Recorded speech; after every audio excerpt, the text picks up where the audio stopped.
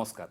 वरिष्ठ सांबादिक प्रतिष्ठित व्यक्तित्व पद्मभूषण सम्मान सम्मानित रजत शर्मा 24 घंटिया Hindi news channel India TV chairman एवं editor in chief Rajat Sharma आज आम सहित अच्छा रजत शर्मा तांको सहित कथा हवा। रजत जी, आपका बहुत बहुत स्वागत है न्यूज़ 7 में। बहुत धन्यवाद। आप स्टूडेंट पॉलिटिक्स में एक्टिव थे, एमकॉम किए थे, उसके बाद फिर आपने पत्रकारिता में क्यों आए और कैसे? क्यों आई ये तो मैं आज खुद भी नहीं जानता, लेकिन कैसे आई ये आपको बता देता हूँ। जब मैंने एमकॉम किया था उसके बाद मैं इंतज़ार कर रहा था कि जब रिज़ल्ट आएगा एमकॉम का तो उसके बाद में लेक्चरशिप के लिए अप्लाई करेंगे, किसी कॉलेज में पढ़ाएंगे। हमारी जो आर्थिक हालत थी घर की वो बहुत ख़राब थी और तो ये सोचते थे कि जब लेक्चरशिप होगी तो उसमें और भी काम करने का वक्त मिलेगा, कुछ ट्यूशन पढ़ा के और ज़्यादा पैसा कमा सकेंगे। लेकिन वो जो गर्मियों की छुट्टियां होती हैं, जब सब लोग छुट्टी पर चले जाते हैं तो हमारे पास तो इतना साधन नहीं थे चले जाते, तो उन छुट्टियों में मैंने काम करने का फैसला किया। जनार्दन ठाकुर उस समय आनंद बाजार पत्रिका छोड़कर उन्होंने एक फीचर सिंडिकेट शुरू किया था। वो किसी रिसर्चर की तलाश कर रहे थे, तो मैंने उनके पास एज ए रिसर्चर ज्वाइन किया और वो मेरे जर्नलिस्ट के जो करियर की शुरुआत थी, पत्रकारिता की शुरुआत थी, एज ए रिसर्चर शुरू किया। और 1-2 महीने में जनार्दन ठाकुर ने मुझे कहा कि तुम अच्छी खबर इकट्ठा कर सकते हो, अच्छा लिख सकते हो, तुम क्यों नहीं किसी मैगजीन में काम करते। और फिर मुझे ऑनलुकर मैगजीन में एज ए ट्रेनी रिपोर्टर काम करने का मौका मिला। ऑनलुकर मैगजीन में आपको ट्रेनी रिपोर्टर के बदल आप काम किए, वहाँ से उसके बाद आपने ब्यूरो चीफ भी थे, एडिटर भी बने थे। ऑनलुकर में जब मैंने ज्वाइन किया उसके साल भर बाद में उन्होंने मुझे स्पेशल कॉरेस्पोंडेंट बनाया। जब दूसरा साल हुआ तो चीफ ऑफ ब्यूरो बना दिया और तीसरा साल पूरा होते होते, ये 1985 की बात है, मुझे ऑनलुकर का एडिटर बना के मुंबई बुलाया। हाँ, बहुत कम उम्र थी और जो लोग मुझे मिलने आते थे एज एन एडिटर, वो मुझे कहते थे एडिटर से मिलना है, तो मैं कहता था मैं एडिटर हूँ, तो गुस्सा होकर चले जाते थे। वो कहते थे नहीं, अब इतनी कम उम्र के आदमी को एडिटर कैसे एक्सेप्ट करें। जी, तो आप कैसे हैंडल करते थे उस टाइम पे? एक ही चीज़ थी, मेहनत करो, अपने काम से साबित करो। एडिटर की उम्र क्या होती है ये मैटर नहीं करता, एडिटर की चेहरा कैसा है ये मैटर नहीं करता, एडिटर बोलता कैसे ये मैटर नहीं करता। एडिटर का काम उसकी मैगजीन बोलती है, उसका अखबार बोलता है। तो मैंने तय किया कि मेरी मैगजीन बताएगी कि इसमें कितनी मैच्योरिटी है, मेरी मैगजीन बताएगी मेरे पास कितना अनुभव है, और उससे साबित किया और फिर लोगों ने स्वीकार किया। ये जो सफ़र 1985 से आज तक जो सफ़र ऑनलुकर मैगजीन के लिए आप जब लिखे थे, पहला रिपोर्ट लिखे थे, आर्टिकल लिखे थे, और आज इंडिया टीवी के चेयरमैन और एडिटर इन चीफ, ये जो सफ़र कैसा रहा आपका? कब गुजर गया सफ़र पता ही नहीं चला। इतनी सारी चुनौतियाँ, इतने सारे चैलेंजेस, इतना सारा संघर्ष, हर वक्त लगातार वो संघर्ष रहा। और इंडिया टीवी लॉन्च करने से लेके अब तक 11 साल हुए, 22 साल आपकी अदालत को हुए। हर वक्त काम में इतने मशगूल रहे, ये सोचने का मौका ही नहीं मिला कि ये सफ़र कैसा रहा। जी, आपकी अदालत की बात आपने की, जो कि आपको एक स्वतंत्र परिचय देता है आपकी अदालत। जैसे कि जी में आपने शुरू किए थे ये प्रोग्राम, उसके बाद स्टार और अब इंडिया टीवी। ये जो आपकी अदालत की जो कंसेप्ट है, ये कंसेप्ट कहाँ से आया? मेरी ज़िंदगी में जो ज़्यादातर चीज़ें हुई ना वो बाई चांस हुई हैं, कोई प्लान करके नहीं हुई। जैसे पत्रकार बना तो वो बाई चांस था, नौकरी की तलाश में छुट्टियाँ बिताने के लिए। उसी तरह से आपकी अदालत भी ऐसे ही पैदा हुआ। सुभाष चंद्रा ने उस समय जी टीवी लॉन्च किया था और ये पहला प्राइवेट चैनल था। वो और मैं एक फ़्लाइट में सफ़र कर रहे थे और मेरे साथ वाली सीट पे गुलशन ग्रोवर जो फिल्म एक्टर है वो बैठे थे। गुलशन ग्रोवर मेरे साथ कॉलेज में थे, उनको तब से जानता था। तो गुलशन ग्रोवर ने मुझे कहा कि भाई तुम इस आदमी को जानते हो, ये उस फ्रेंच कट दाढ़ी रखते हैं, इसको जानते हो? मैं हाँ जानता हूँ। तो मैं एडिटर था उस समय डेली न्यूज़पेपर का। मैंने कहा ये मेरे पास आते रहते हैं अपने एसएल वर्ल्ड की खबरें छपाने के लिए। तो उसने कहा कि भाई इसने एक चैनल शुरू किया है, उस चैनल पर अगर मेरा इंटरव्यू आ जाए तो मुझे इसका फ़ायदा होगा। तो मैं वो फ्लाइट में ही सुभाष चंद्रा के पास उनको ले गया, गुलशन ग्रोवर को कहा कि भाई मेरा दोस्त है, इनका इंटरव्यू आपके चैनल में करो। तो उन्होंने कहा भाई मैं तो कोई चैनल का आदमी नहीं हूँ, मैं तो सिर्फ ओनर हूँ, कौन करेगा इंटरव्यू, मेरे पास तो लोग ही नहीं है, तो क्यों नहीं आप इसका इंटरव्यू करते। तो मुझे थोड़ा कंटेम्प्ट लगा कि मैं गुलशन ग्रोवर का इंटरव्यू करूँगा, मैं तो इतने बड़े अखबार का एडिटर। तो मैंने उन्हें सुनाना शुरू किया। तो मैंने उन्हें कहा कि देखिए 2 आदमी बैठ के बात करें, इसको कौन देखेगा। तो उन्होंने कहा क्या होना चाहिए। मैंने कहा बड़े बड़े नेताओं को एक कटघरे में बिठाओ, सामने पब्लिक हो, उनको जूते लगाओ, उनसे सवाल पूछो, तब जाकर मज़ा आएगा, लोग उसको देखेंगे। तो ये बात वहाँ ख़त्म हो गई। जब हम लैंड किए बॉम्बे में, हम अपने अपने घर चले गए।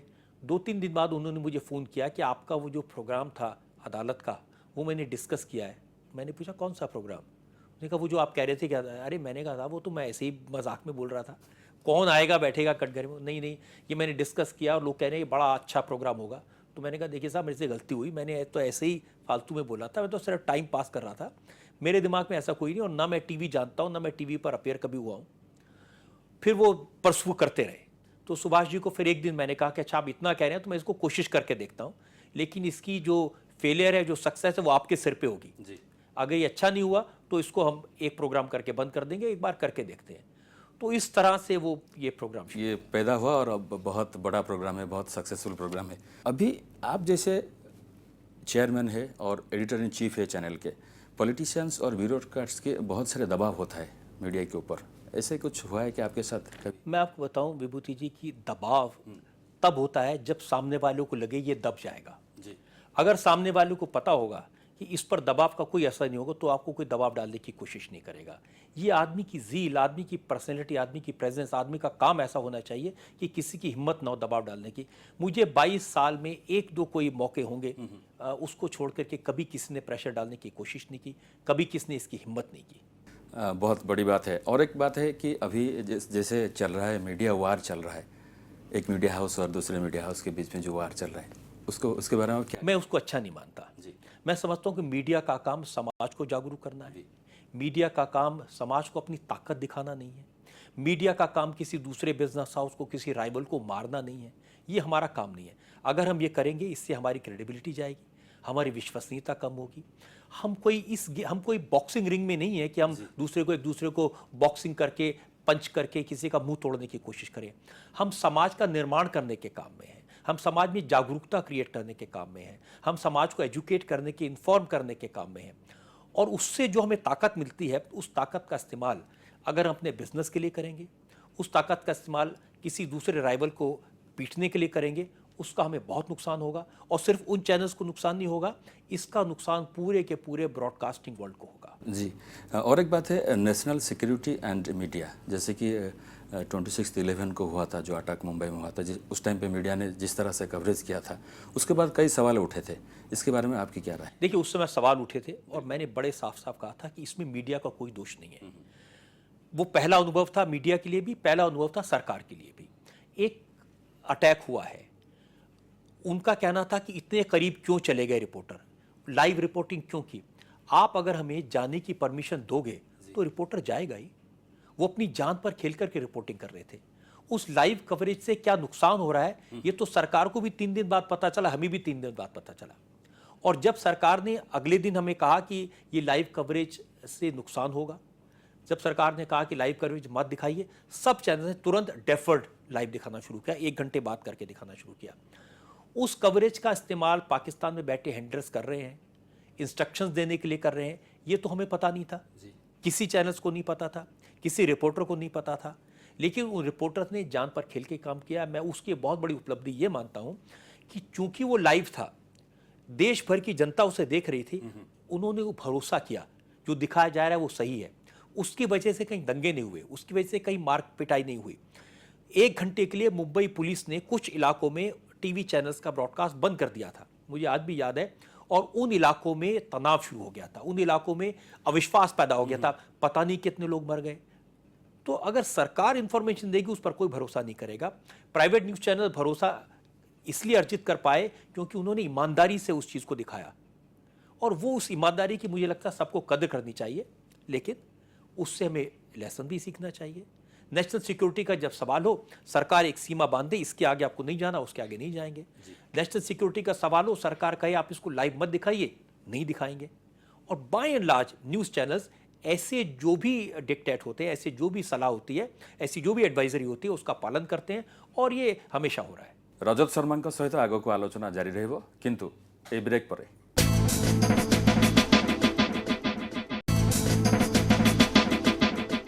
ब्रेक पर पुणी थे स्वागत। जैसे कि सलमान खान की जो verdict थी 6 को थी और उसमें मुंबई सेशंस कोर्ट में उनको जमानत उनको 5 साल की सज़ा सुनाई दी मुंबई सेशंस कोर्ट ने। फिर 2 घंटे के बाद high court Bombay high court ने उनको जमानत दे दी। फिर 8 तारीख को उसको जमानत मिल गया। तो जिस स्पीड से हुआ ये जो हुआ, ये फिर जुडिशरी के ऊपर एक सवाल उठा कि जुडिशरी मुझे नहीं लगता ये जुडिशरी पर ना सवाल है, ये सवाल मीडिया पर है जिसने इसको कहा कि स्पीड से मिला। क्या स्पीड से मिला? जिस दिन उसको ट्रायल हुआ, जिस दिन सजा मिली, वो उसी दिन तो बेल के लिए जाएगा। और जज उसी दिन तो जज ने क्या किया, पहले दिन इंटरिम बेल दिया 2 दिन का। 2 दिन बाद कोर्ट में बहस हुई, दोनों साइड को जज ने सुना। ये जज की मर्जी है कि उस दिन बेल देता है या 5 दिन बाद देता है। उससे पहले भी ये भी एक सवाल उठा था कि अगर 2 साल उनको मिलता है सजा तो बेल मिलने का चांसेस है, अगर 2 साल से ज़्यादा मिलता है सजा नहीं। अब देखिए वो जज ने क्या किया, दोनों साइड के आर्गूमेंट सुनने के बाद में उस 5 साल की सजा को सस्पेंड कर दिया। ये काम जुडिशरी का है, बिल्कुल ये काम जज का है। हमको न जज पर सवाल उठाने चाहिए, न जुडिशरी पर सवाल उठाने चाहिए। अगर केसेस में देर होती है तो हम कहते हैं देखिए साहब, सालों से केस पड़े हुए हैं, ट्रायल चल रहा है, फैसला नहीं हो रहा, जुडिशरी कितनी कमजोर। कई लोग ऐसे कह रहे हैं कि आम आदमी अगर होते तो ऐसा नहीं होता। मैं कहता हूं कि अगर वो आम आदमी होते तो शायद उन्हें ये 5 साल की सजा ही न मिलती।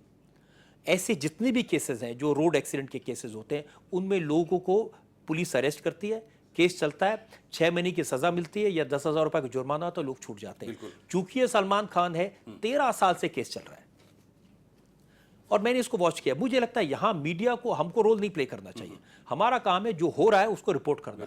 जैसे कवरेज किया गया सलमान खान का जो वर्डिक्ट के डे था और जो 8 तारीख को था, जैसे कवरेज पूरा दिन भर किया गया कवरेज, दूसरे खबर को साइडलाइन करके, कैसा लगा? वो इसलिए क्योंकि जनता को क्यूरियोसिटी है। सलमान खान बहुत बड़े स्टार है। मैंने सलमान खान को आपके अदालत में इंटरव्यू किया है, ज्यादा टीआरपी उसमें बहुत रेटिंग आती है। वाकई में लोग उनको देखना चाहते हैं, तो क्यों नहीं करेंगे? जो चीज लोग देखना चाहते हैं, जिसके बारे में लोगों के मन में उत्सुकता है, कौन होगा कि जिसको 5 साल की सजा मिले और हजारों लोग उसके घर के बाहर खड़े होकर रोने लगे? ये उसकी पॉपुलैरिटी है, ये उसकी लोकप्रियता है।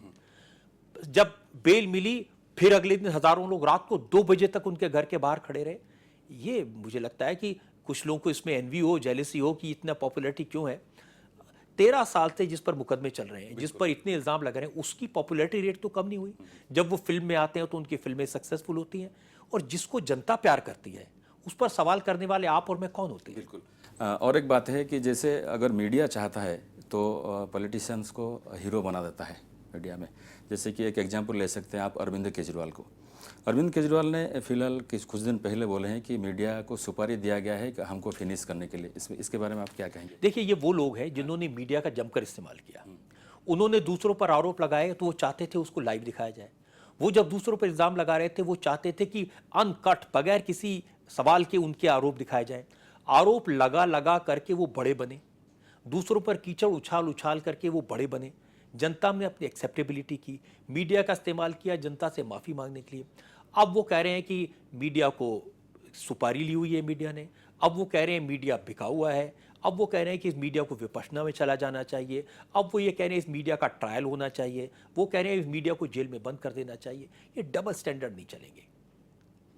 जब तक आपकी सपोर्ट करें, आपके साथ हैं, तब ठीक है, लेकिन तब आप एक्टिविस्ट थे। जब आप पॉलिटिशियन बन गए तो फिर आपके साथ पॉलिटिशियन की तरह व्यवहार किया जाएगा। और मीडिया ने अपने व्यवहार में अरविंद केजरीवाल से कहीं कोई गलती नहीं की। अगर उनको आलोचना पसंद नहीं है, मीडिया को दोष देते हैं। उनको योगेंद्र यादव ने आलोचना की, उनको पार्टी से बाहर निकाल दिया। उनको उनके जिस दोस्त ने, प्रशांत भूषण ने आलोचना की, उनको पार्टी से बाहर निकाल दिया। अगर आपको आलोचना पसंद नहीं है तो फिर आप राजनीति में मत आइए। अगर आपको आलोचना पसंद नहीं है तो पब्लिक लाइफ में मत आइए। पब्लिक लाइफ में आएंगे तो मीडिया आपको ट्रायल भी करेगा, मीडिया आपसे सवाल भी पूछेगा, मीडिया आप पर इल्ज़ाम भी लगाएगा, और दूसरे जो आप पर इल्ज़ाम लगाएंगे उनको मीडिया दिखाएगा भी। ये मीडिया का अधिकार है, ये संविधान के तहत हमारे फ्रीडम ऑफ एक्सप्रेशन का अधिकार है। इस अधिकार को कोई नहीं छीन सकता। बिल्कुल। कुछ मामले ऐसे होते हैं जब कोर्ट में ट्रायल होता है, उससे पहले मीडिया में भी ट्रायल होता है। इसके बारे में आप क्या कहेंगे? मैं मीडिया ट्रायल को ठीक नहीं मानता। जो केसेस कोर्ट में हैं, लेकिन मीडिया ट्रायल की जो डेफिनेशन है वो क्या है, ये हमको तय करनी पड़ेगी। अगर मीडिया नहीं होता तो क्या जैसिका लाल के हत्यारों को सजा मिल जाती? अगर मीडिया नहीं होता तो क्या नीतीश कटारा की मां को न्याय मिलता? वो लोग क्या जेल से छूट नहीं जाते? अगर मीडिया नहीं होता तो वो दामिनी जिसका बस में बलात्कार हुआ, उसके हत्यारों को सजा मिलती? नहीं मिलती। इसको मीडिया ट्रायल मत कहिए। लेकिन अगर कोई केस चल रहा है, उसमें मीडिया साइड लेता है, उसमें मीडिया इंटरवीन करने की कोशिश करता है, उसको नहीं करना चाहिए। लेकिन उसकी सीमाएं हैं, उसकी डेफिनेशन बड़ी क्लियर होनी चाहिए। कौन मीडिया ट्रायल कह रहा है? मनु शर्मा जो मर्डरर है। कौन मीडिया ट्रायल कह रहा है? राम जेठमलानी जो उसके वकील हैं। कौन मीडिया ट्रायल की बात कर रहा है? जो डीपी यादव जिसके बेटे ने मर्डर किया। ये लोग हैं जो इस तरह के सवाल उठाते हैं। तो मुझे लगता है कि ये कहीं ना कहीं लाइन हमको ड्रॉ करनी पड़ेगी। मीडिया को भी केयरफुल रहने की जरूरत है। मैं ये नहीं कहता कि जो कोर्ट में केसेस चल रहे हैं उन पर किसी तरह का प्रभाव डालने की कोशिश करें। हालांकि मैं ये मानता हूं कि हमारी जो जुडिशरी है उन पर कोई असर नहीं पड़ता। ये हम कहते हैं कि अखबार में छपेगा, टीवी पर आएगा तो असर पड़ेगा। दे आर, जो हमारे जजेस हैं, बड़े समझदार, बड़े सौफ, बड़े सोफिस्टिकेटेड और बड़े गहरे लोग हैं। उन पर इन सब चीज़ों का कोई असर नहीं होता। रजत शर्मा सहित आग को आलोचना जारी रहिबो, किंतु ए ब्रेक पर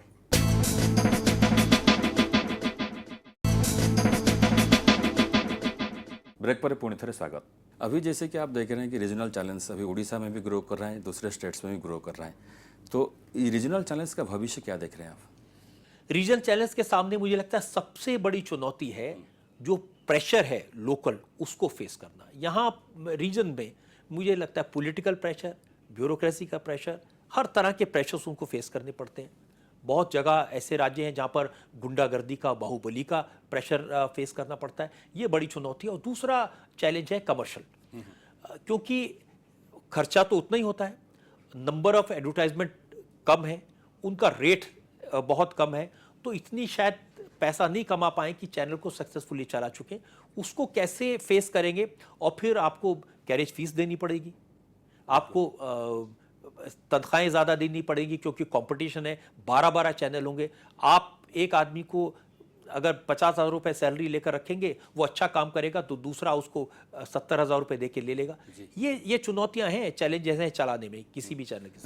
अगर आप नेशनल सिनेरियो में देखेंगे तो जो चैनल्स है नेशनल लेवल में, हिंदी हो या इंग्लिश चैनल्स हो, उनका फ्यूचर क्या है? जैसे कि अभी डिजिटल मीडिया आ रहा है, सोशल मीडिया आ रहा है, उसका लाभ हुआ है। देखिए, डिजिटल मीडिया से तो कोई चैलेंज नहीं है क्योंकि टीवी चैनल की रीच बहुत ज़्यादा है। डिजिटल मीडिया की आज उतनी रीच नहीं है। टीवी चैनल्स की विश्वसनीयता है, डिजिटल की उतनी विश्वसनीयता नहीं है, क्योंकि वहाँ पर एनोनिमस लिखने वाले बहुत हैं, वहाँ फेक नाम से लिखने वाले बहुत हैं, वहाँ किसी तरह का एडिटोरियल कंट्रोल नहीं है।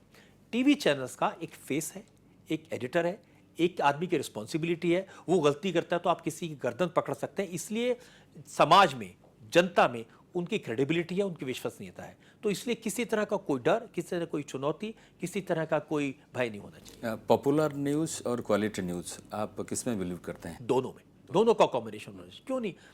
क्वालिटी न्यूज़ पॉपुलर क्यों नहीं हो सकती? बिल्कुल। हमारी सफलता तब होगी जब हम क्वालिटी न्यूज़ को पॉपुलर तरीके से प्रेजेंट कर सकें। हम जनता को ज़बरदस्ती गंभीर चीज़ें ऐसी जो वो सुनना नहीं चाहता वो क्यों बताएं? हम क्यों उपदेश देने लगे? हम क्यों उसको कहें आप न्यूक्लियर डिसआर्मामेंट के बारे में सोचिए? वो महंगाई से त्रस्त है, वो भ्रष्टाचार से त्रस्त है, वो आतंकवाद से त्रस्त है, वो इनके बारे में जानना चाहता है। इनके बारे में हमको खबर करनी चाहिए और उसको पॉपुलिस्ट तरीके से इंटरेस्टिंग बना के प्रेजेंट करना चाहिए। टीआरपी ज़्यादा आएगा उसमें। बिल्कुल।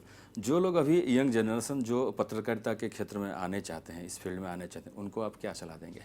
देखिए, पहली बात मैं उनसे कहना चाहता हूँ कि ये जो दूर से इस दुनिया में इतना ग्लैमर, चमक दमक दिखाई देती है, ये है नहीं। इस काम के लिए बहुत मेहनत करनी पड़ती है। इस टीवी का काम ऐसा है, जो एंकर है मान लीजिए या न्यूज़ रिपोर्टर है, एंकर का काम मेकअप लगाने से शुरू हो और मेकअप लगाने पर ख़त्म हो जाए, ऐसा नहीं होता। वो 24 घंटे एंकर है। उसको समाज के सामने अपनी एक प्रतिमा रखनी पड़ती है। वो किसी रेस्टोरेंट में बैठा है या वो किसी पब्लिक फंक्शन में है या वो किसी परिवार के फंक्शन में है, उसको अपना व्यवहार ठीक रखना पड़ेगा, तभी उसकी विश्वसनीयता होगी। इसी तरह से जो रिपोर्टर है, रिपोर्टर का काम 24 घंटे है। टीवी में रिफ्लेक्शन का टाइम बहुत कम है। अखबार में आप सोर्सेज से बात करके लिख सकते हैं, टीवी में आपको विजुअल चाहिए। ये बड़े चैलेंजेस हैं। तो मैं लोगों से ये कहना चाहता हूँ, जो आना चाहते हैं ज़रूर आएँ, उनका स्वागत है, लेकिन ये सोच के आएँ कि इसके अंदर चुनौती बड़ी है। ये सोच कर आएँ कि ये चैनल, अगर न्यूज़ चैनल में आप करना चाहते हैं, काम करना चाहते हैं, तो रात को सोने के लिए नहीं, रात रात भर जगने के लिए आइए। आप अगर ऐसे सपने देखते हैं जो आप सोते हुए नींद में देखना चाहते हैं तो न्यूज़ चैनल में बताइए। अगर आप ऐसे सपने देखना चाहते हैं जो पूरा करने के लिए आपको नींद ना आए तो न्यूज़ चैनल में आइए। और एक बात है, उड़ीसा कंटेस्ट में आप देखेंगे तो यहाँ का जो पॉलिटिकल सिनेरियो है, सोशल सिनेरियो जो है, उसके बारे में आप क्या कहेंगे? मैं बहुत ज़्यादा असल में उड़ीसा के सोशल और पॉलिटिकल सीनियर के बारे में जानता नहीं हूँ। मेरी जो थोड़ी बहुत जानकारी है, मैं नवीन पटनायक को बहुत अच्छे से जानता हूँ, बीजू बाबू को बहुत अच्छे से जानता था। और नवीन पटनायक के बारे में मेरी अपनी इंप्रेशन ये है कि एक शरीफ आदमी है और राजनीति जो परंपरागत राजनीति होती है उससे दूर रहते हैं और वो काम करते हैं और काम करके दिखाया है। मैं सड़कें देख रहा हूँ बेहतर तरीके से, इंडस्ट्री यहाँ आई है वो बेहतर तरीके से, लोगों की ज़िंदगी बेहतर हुई है और शायद इसीलिए उड़ीसा के लोग बार बार उन्हें प्यार करते हैं। देखिए, देश की राजनीति में बड़ा परिवर्तन आया है पिछले 10 साल में। जो बेहतर काम करता है उसको जनता दोबारा चुनाव का मौका देती है। पहले क्या होता था, एक बार एक और एक बार दूसरा, ऐसे लोग वोट करते थे। अब ये बदला है, तो आदमी के बेहतर काम करने का उसको रिवॉर्ड मिलता है और मुझे लगता है कि नवीन पटनायक को ये मिला है और ये बाकी लोगों के लिए बड़ा लेसन है। आपके अदालत में आप बुलाना चाहेंगे नवीन पटनायक जी को? हाँ, मैं बुलाऊंगा। उनको शायद लैंग्वेज की प्रॉब्लम है, वो हिंदी नहीं अच्छे से बोल सकते हैं। हिंदी बोल सकते? ये उनको थोड़ी प्रॉब्लम है, लेकिन मैंने उनको 1-2 बार कहा है तो वो अभी हंस के टाल देते हैं। मैं कोशिश करूंगा कि उनको ज़रूर आपकी अदालत में बुलाएं और उनकी जो असली चेहरा है वो जनता के सामने लोगों को पता चले कि उन्होंने जो अच्छे काम किए। बिल्कुल। आखिर में आप क्या कहेंगे न्यूज़ 7 व्यूअर्स जो देख रहे हैं? न्यूज़ 7 के व्यूअर्स को मैं कहना चाहता हूं कि न्यूज़ 7 से उनकी अपेक्षा ये होनी चाहिए कि ये समाज के प्रति जागरूक चैनल हो, लोगों को समस्याओं को और सरकार के बीच में ब्रिज बनाने का काम न्यूज़ 7 करेगा। ये मेरी अपेक्षा न्यूज़ 7 से है और मैं चूंकि इस चैनल के लॉन्च में आया हूँ तो मेरा एक रिश्ता न्यूज़ 7 से है। न्यूज़ 7 के जो व्यूअर्स हैं उनसे मेरा एक रिश्ता है और मैं आपको ये वादा करना चाहता हूँ कि जो भी न्यूज़ 7 पर दिखाई जाएगी वो जिम्मेदारी से दिखाई जाएगी। इसकी कोशिश हम सब लोग मिलकर करेंगे। जी, बहुत बहुत शुक्रिया, आप हमसे बात के, न्यूज़ 7 से बात के बहुत बहुत शुक्रिया रजत जी। आपण देखुथिले वरिष्ठ सांबादिक तथा India TV chairman Rajat Sharma सहित स्वतंत्र आलोचना को एठी रखुछु। नमस्कार।